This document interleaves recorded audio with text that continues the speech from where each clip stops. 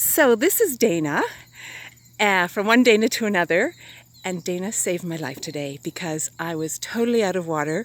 Well, it turned out I had a little left in my dirty water bottle I'd forgotten about, and dehydrated and dragging, and I was not going to make it to the next source of water, and Dayna very kindly brought out 2 jugs of water to fill me up, and she told me that this property here, her husband's family has a long history. So would you tell me about that history, Dayna? Sure, Dayna.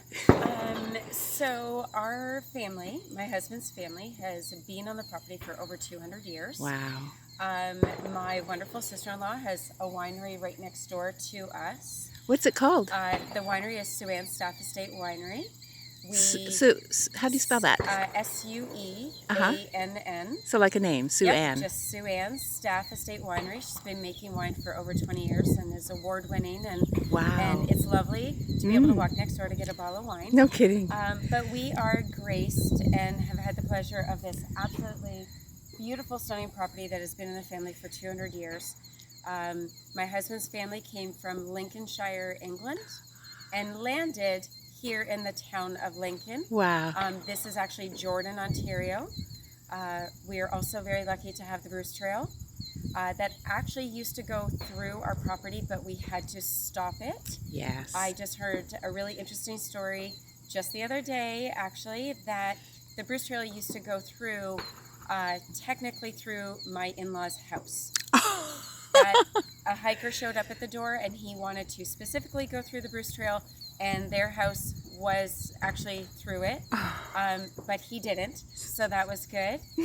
But we are very lucky to have all of this in our backyard.